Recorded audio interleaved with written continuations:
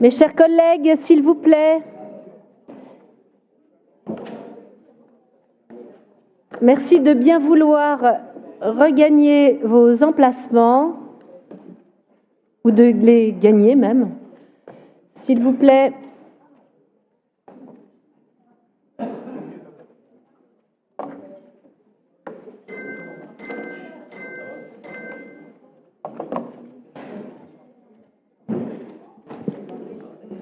Aller les chercher.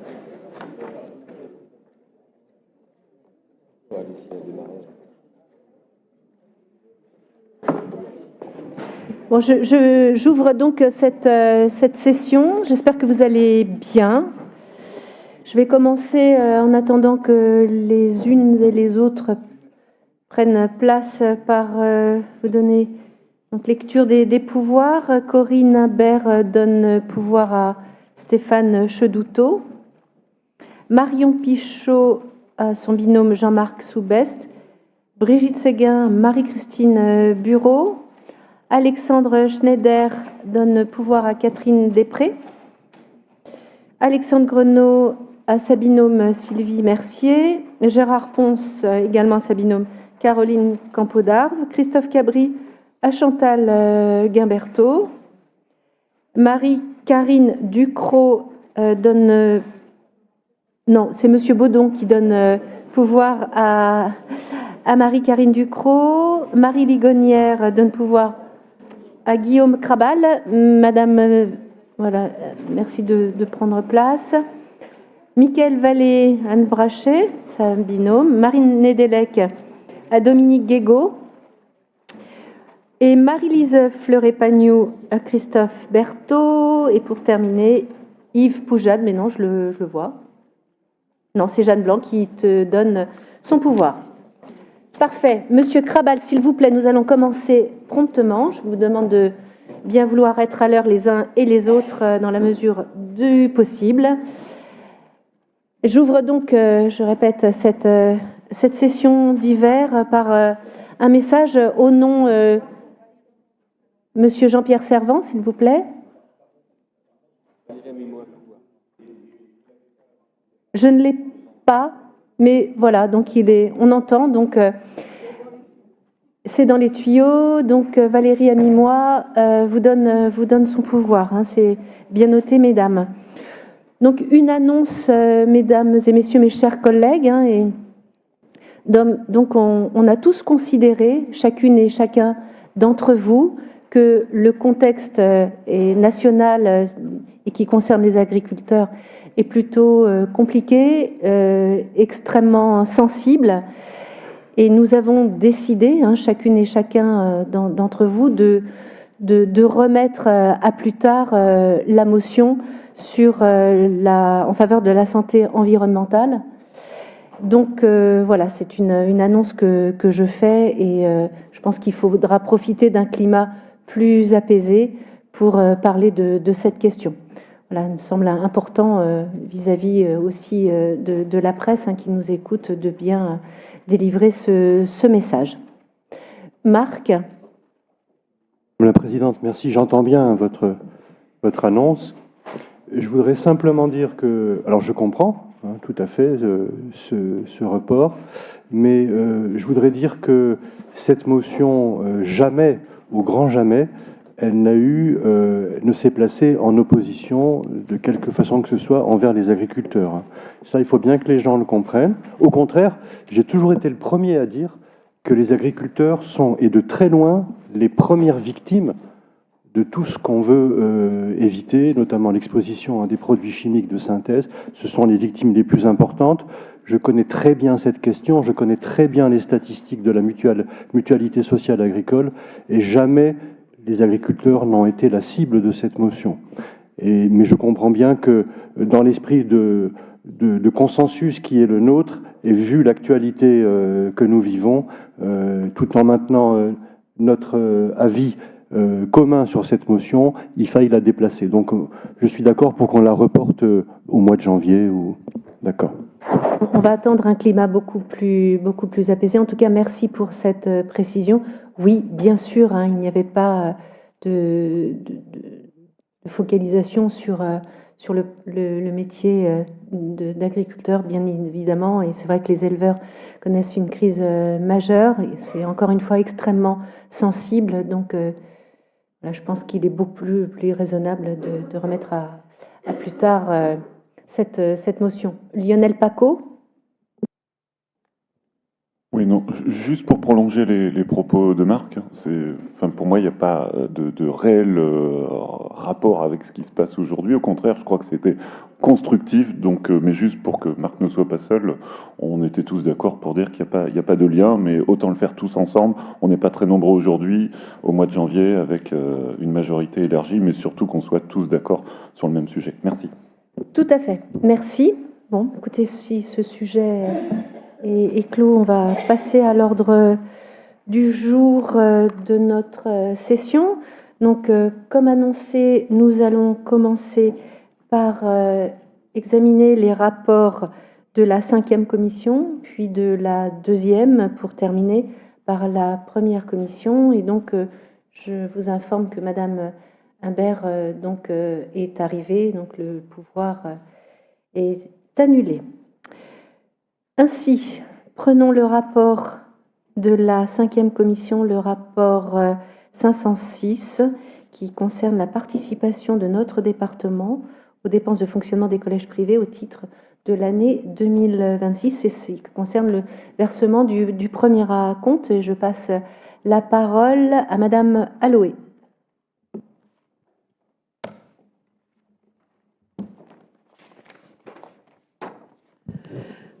Madame la Présidente, chers collègues, votre 5e commission vous propose d'approuver la participation du département aux dépenses de fonctionnement des collèges privés au titre de 2026.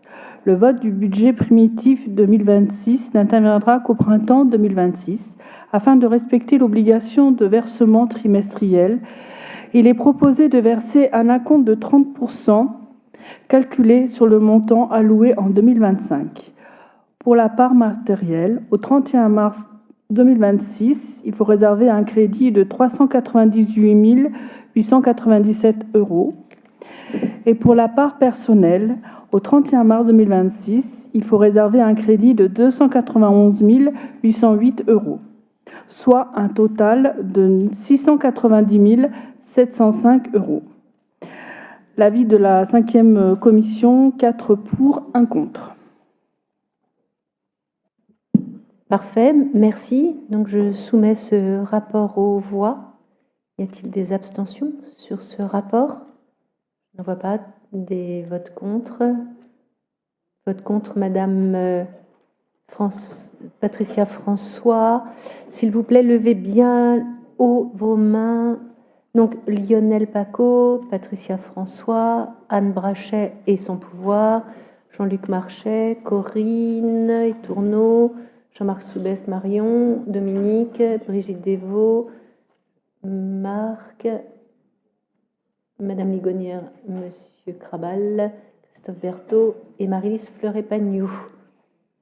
Merci, c'est bien enregistré pour vous. Merci beaucoup.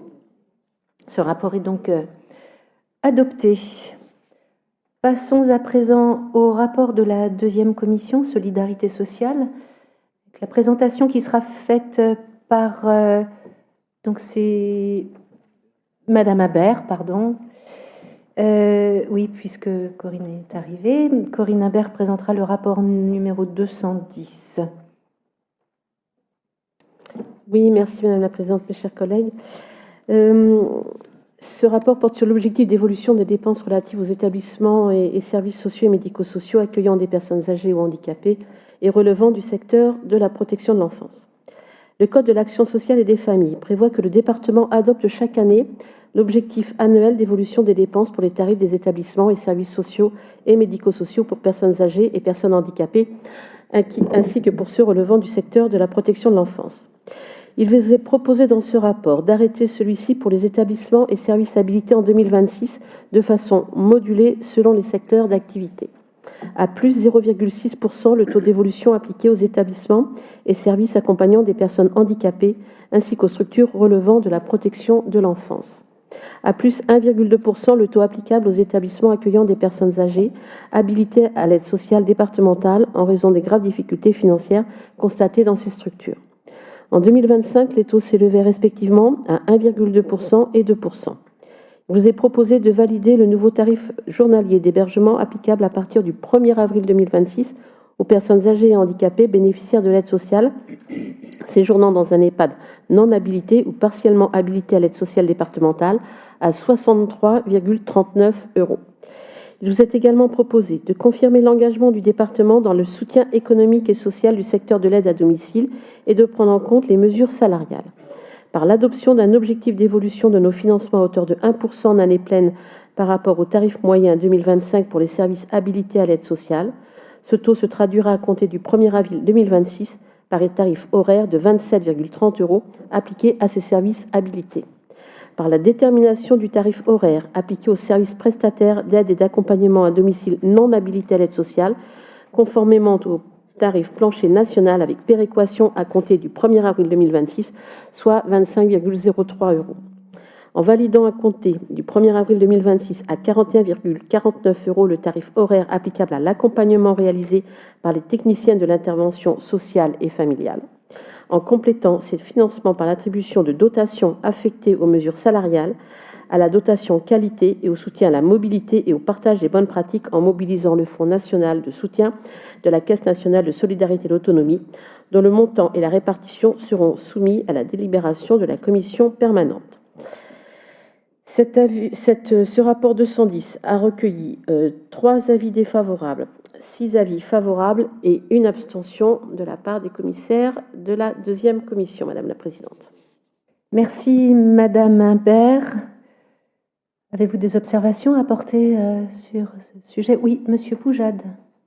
Madame la Présidente, chers collègues, oui, je voudrais juste intervenir sur le taux d'évolution des dépenses dans les établissements pour adultes handicapés et puis pour les établissements, les EHPAD.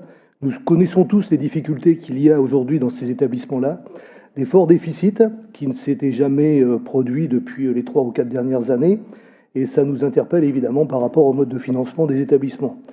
Toutefois, je veux dire, quand on étudie, quand on va en conseil d'administration et qu'on a des EPRD 2026 qui s'annoncent avec des déficits encore plus importants, je ne pense pas que ce taux d'évolution tel qu'il est présenté soit suffisant. Et c'est à ces déficits qui concernent principalement les EHPAD. Je crois que demain, ce seront les établissements pour adultes handicapés qui seront également en déficit. Et là, il faudra véritablement se poser des questions sur l'évolution de l'ensemble de ces dépenses et sur les structures même de ces établissements et de leur pérennité. Puisque les établissements publics ne pourront pas systématiquement puiser dans les trésoreries qui sont relativement faibles. Et pour vous dire, aujourd'hui, j'étais hier en conseil de surveillance hôpital de Boscamnon, où on a des paiements de dépenses à 160 jours avec les fournisseurs. C'est vous dire les difficultés qui vont pointer au cours de ces prochains mois, de ces prochaines années. Aujourd'hui, ce sont les fournisseurs qui sont, je veux dire, avec des délais de paiement importants. Demain, j'ai une peur, j'ai crainte que ça concerne aussi les difficultés pour payer l'ensemble du personnel. Voilà, donc c'est pour ça que le groupe a préféré, je veux dire, s'abstenir sur cette position-là. Je vous remercie. Merci. Procédons au Madame Imbert. Oui, Madame la Présidente, merci et merci à notre collègue Yves Poujade pour son intervention. C'est vrai que la situation des EHPAD, tout le monde la connaît, on peut la regretter, mais juste pour votre information, sans redire tout ce que j'ai dit lundi, les départements voisins ont un taux d'évolution à 0%, que ce soit la Charente, la Dordogne, la Gironde ou les Deux-Sèvres. Voilà, donc au moins saluer, même si l'effort n'est pas jugé suffisant. Je rappelle quand même que, alors que la loi de financement de la sécurité sociale vient d'être votée, la branche autonomie est déficitaire, et il n'y a pas longtemps qu'elle a été créée, et que le département de la Charente-Maritime s'est toujours saisi par convention avec la CNSA des propositions de soutien financier de la CNSA quand il a fallu accompagner les services d'aide à domicile, ou alors quand il a fallu et je l'avais dit lundi, se lancer dans l'expérimentation de la fusion des sections soins et dépendance. On a toujours été moteur, le département de la Charente-Maritime, et c'est l'occasion de remercier la direction de l'autonomie et la direction générale pour avoir accompagné. C'est en tout cas toujours été attentif de tout ce qu'on pouvait se saisir au niveau national pour soutenir à la fois les établissements et les services d'aide à domicile, établissements d'une manière générale. Alors oui, bien sûr, ce sont en taux, c'est pas extraordinaire, peut-être, mais mine de rien, c'est quand même 2,3 millions, 2,5 millions de plus, sans parler de l'effet bénéficiaire que nous saurons assumer, bien évidemment. Voilà, je le redis, je siège aussi dans un conseil d'administration d'un établissement public. J'étais dans un établissement géré par une structure privée la semaine dernière, et nous connaissons tous leurs difficultés. Pour autant, on continue à les accompagner, et si on cumule tout ce qu'on peut financer dans les services d'aide à domicile particulièrement, on est à plus de 33 € de l'heure, donc on se rapproche du coût de revient. Voilà, les EHPAD, il faut être vigilant, qu'ils soient gérés par des structures publiques et par des structures privées. C'est comme les établissements de santé, les établissements publics sont en grosse difficulté, certains établissements de santé privés le sont aussi. Voilà, il y a un gros malaise dans notre modèle de protection sociale et dans le financement des structures de santé, de structures sociaux et des structures sociales et médico-sociales, pardon, et qui méritent notre vigilance à tous. Pour autant, je remercie Madame la Présidente qu'on puisse ne pas voter un taux positif, un taux négatif. Ouais, je m'en mêle les pinceaux, qu'on puisse ne pas être obligé de voter un taux à 0 ou un taux négatif pour ces établissements, parce que là, ça serait effectivement catastrophique. Merci. Donc, il était important de souligner les efforts de notre Assemblée, de notre structure départementale dans un contexte national extrêmement compliqué. Effectivement, les collègues d'autres départements ne sont pas en mesure d'accompagner avec autant d'efforts les EHPAD. Merci. S'il n'y a pas d'autres interventions, je soumets ce rapport aux voix. Y a-t-il des abstentions? Abstentions. Merci. Des votes contre?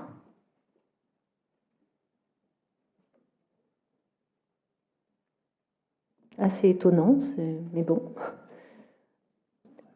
Les EHPAD apprécieront. Merci.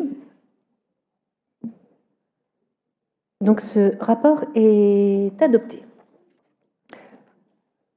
J'en viens à présent au rapport de la première commission avec le rapport 120 qui sera présenté par Madame Devaux. Donc je rappelle que ce rapport ne fera pas l'objet d'un vote, mais il s'agit pour notre Assemblée de prendre acte de ce rapport qui traite de l'égalité entre les hommes et les femmes sur l'année 2024 au sein de notre collectivité. Madame la Présidente, chers collègues, ce rapport présente deux volets sur l'égalité hommes-femmes. Un volet interne qui concerne la gestion des ressources humaines en termes de genre au sein de notre collectivité. On note en particulier que l'effectif de notre collectivité est majoritairement féminin, puisque 64% des agents sont des femmes. Je préciserai qu'à la suite des questions des représentants du personnel au sein du CST, une demande de clarification sur les différents régimes indemnitaires entre cadres A, femmes et hommes a été demandée. Et l'administration présentera une évaluation du RIFSEP à ce titre-là très prochainement. Le deuxième volet présente les politiques qui sont soutenues ou menées par le département, liste un certain nombre d'actions au sein du collège Hélène de Fonsec et l'IME de Surgères, dans le cadre de FestiPrev, qui est un festival qui est soutenu depuis longtemps autour des collégiens par le département, un projet avec la Ligue de l'enseignement, et puis différents partenariats, et notamment les actions de genre, avec les questions de genre en Guinée et à Djibouti dans le cadre de la coopération internationale.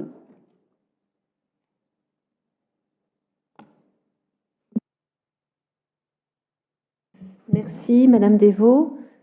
Donc, nous sommes d'accord pour prendre acte de ce rapport.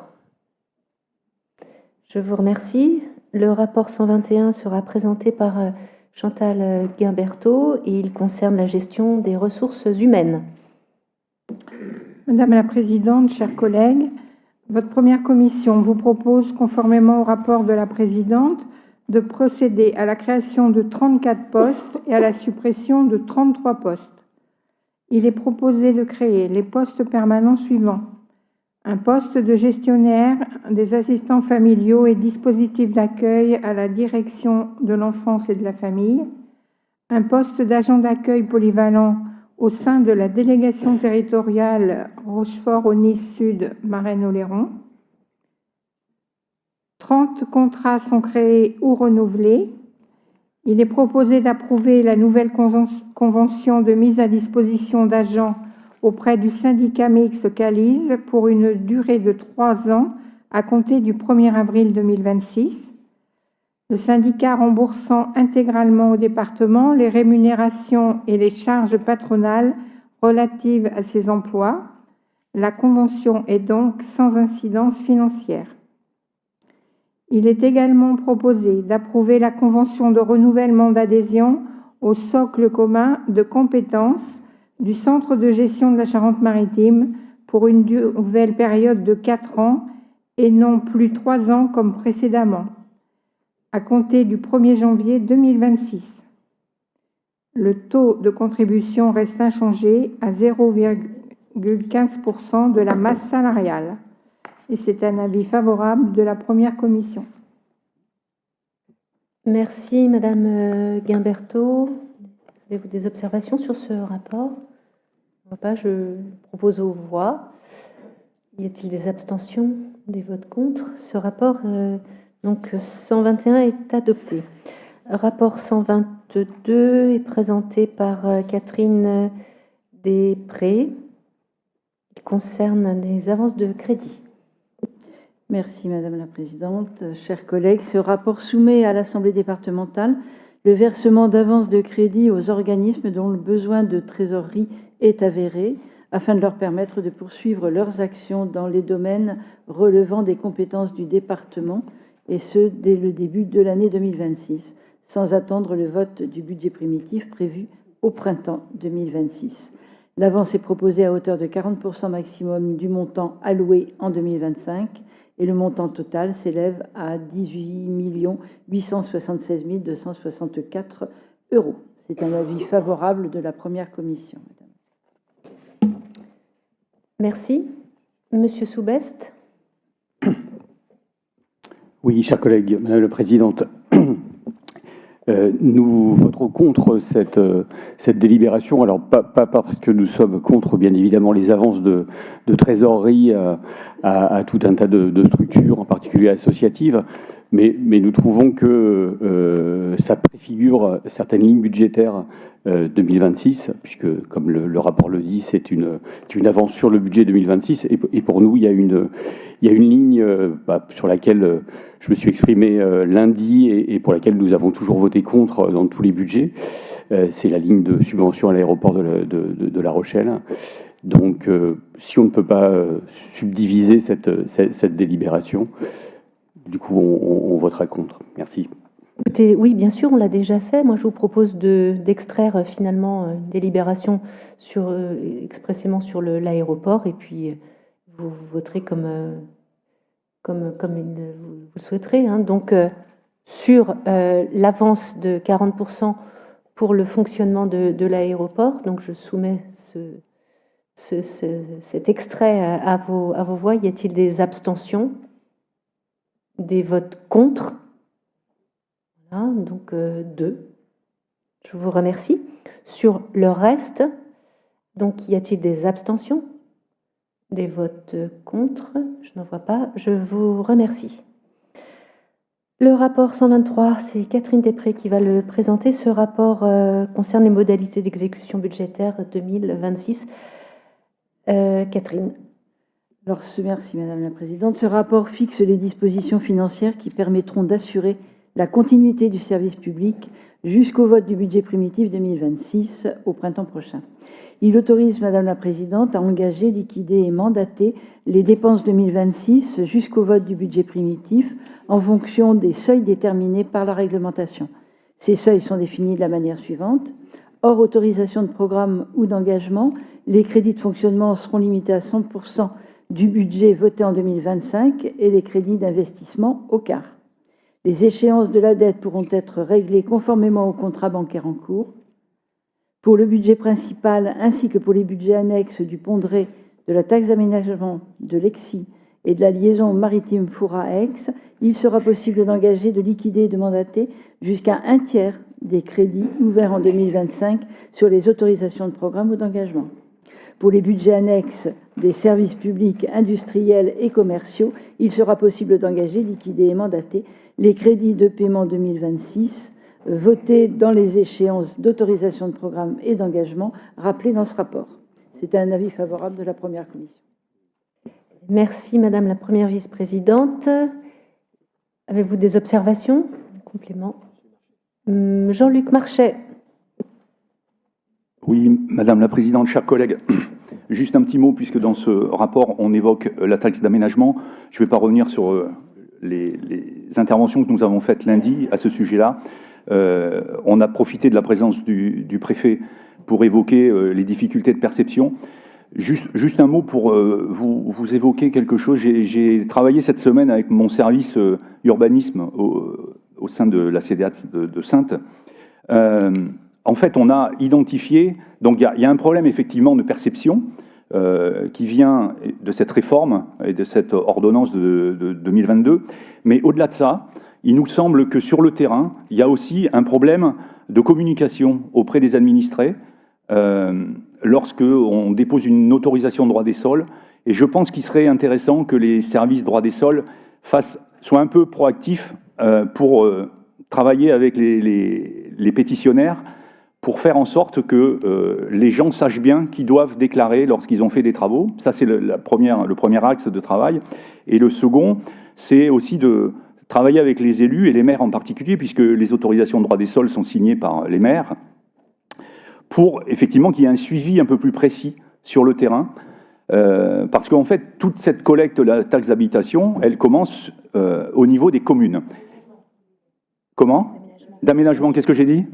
Habitation, d'aménagement, voilà. Elle commence par les communes. Et effectivement, si la perception se fait mal sur le terrain, eh ben, le ruissellement ascendant vers le département se fait mal également. Et donc, pour pouvoir abonder un peu plus ce fonds vers le CAUE et vers les ENS, je pense qu'il y aurait un travail à mener au niveau des communes et des intercommunalités qui ont en charge l'urbanisme. Voilà.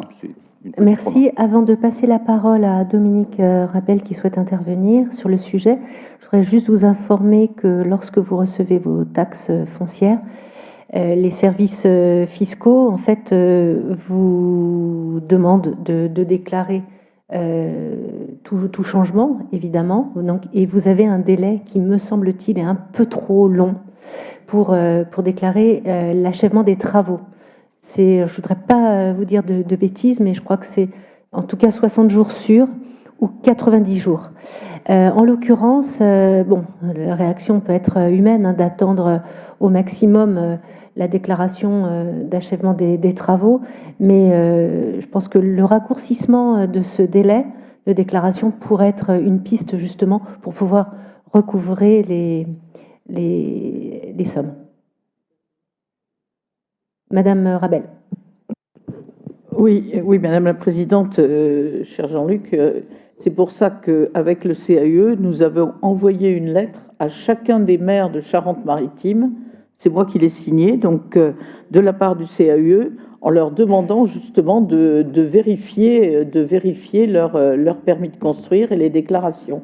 C'est important ce qui est fait sur le terrain, puisque c'est aussi les communes qui ont une partie de la taxe d'aménagement. Donc on est tous intéressés comme maire. Donc ça a été envoyé. Si vous le voulez, Madame la Présidente, je peux demander au CAUE de refaire une photocopie de cette lettre et de la distribuer aujourd'hui, la redistribuer à tout le monde. Parce que c'est important que les mairies se mobilisent et vérifient justement les permis de construire. Merci. Stéphane Chedoutot, puis Jean-Luc Marchais. Sur l'interpellation de Madame la Présidente de notre collègue, moi je veux bien que les maires montent au créneau, et on le fait. Mais je rappelle quand même que, et j'ai parlé de désorganisation l'année dernière, il y a un État qui dit qu'il met en place un système.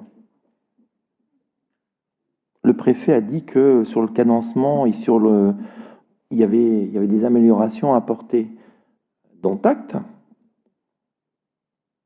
Tu peux bouger les bras dans tous les sens, mais le recouvrement, c'est l'État. Donc je veux bien qu'on se mette tous autour de la table, hein, c'est un peu comme quand on va chercher les champignons, mais je vois pas trop l'intérêt de sensibiliser et par rapport à des pétitionnaires que de les bouger, mais le système est dingue. Alors cette semaine, j'ai reçu de la taxe d'aménagement. Le secrétaire me dit, monsieur le maire, nous avons reçu de la taxe d'aménagement. Oh, je me suis dit, super, 400 €. Voilà. Mais c'est un début, voilà.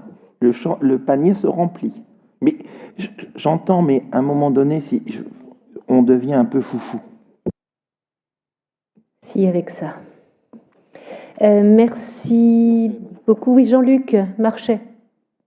Non, je suis tout à fait d'accord avec Stéphane, mais effectivement, cette réforme, dans la mesure où elle est encore en vigueur aujourd'hui, on voit bien qu'il y a deux volets. Il y a le recouvrement d'un côté et le déclaratif de l'autre. Et je pense que nous, à notre niveau, tant que cette mesure est en vigueur, il faut qu'on travaille sur le déclaratif.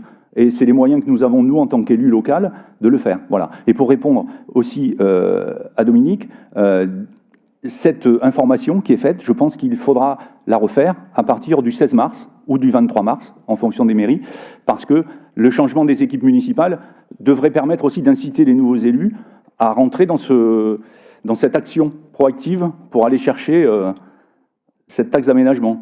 En fait, et vérifier les DACT. Oui, je suis d'accord, ce serait un retour finalement sur ce qui se faisait avant. C'était dès le dépôt du PC, en fait, que ça déclenchait les opérations de recouvrement. Hein. Donc on en revient à un système qui fonctionnait. Mais voilà, c'est ça. Et malheureusement, on en est là aujourd'hui. Ceci étant partagé de façon unanime, je vous propose donc que nous passions au vote. Avez-vous des observations? On en est donc au rapport 123. Y a-t-il des abstentions, des votes contre? Je vous remercie. Rapport 124, qui sera le dernier rapport présenté à cette session. C'est Madame Imbert qui nous présentera donc la décision modificative numéro 3 de l'exercice 2025. Oui, merci Madame la Présidente, mes chers collègues.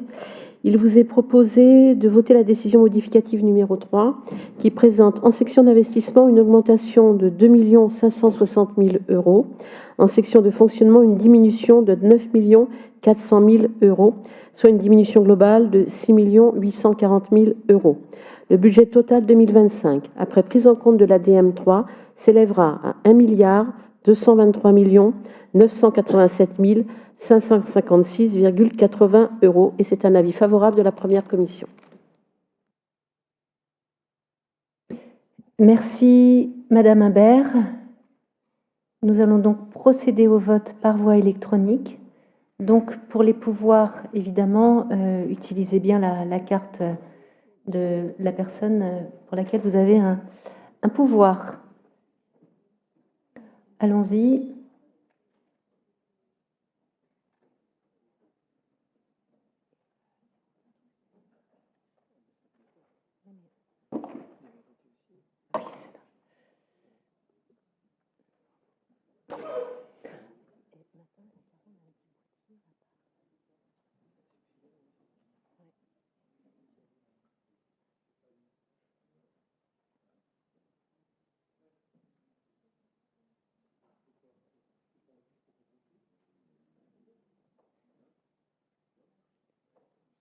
Jeanne, voilà, c'est fait. Jackie Botton et Alexandre Schneider. Donc les pouvoirs. Il faut mettre la carte, hein. Oui. Oui. Qui a le pouvoir de Jackie? C'est Marie-Christine? Non, Patrice Raffarin? Qui a le pouvoir de Jackie Botton? Patrice? Ah non, il faut la carte. Alors, il reste 18 secondes.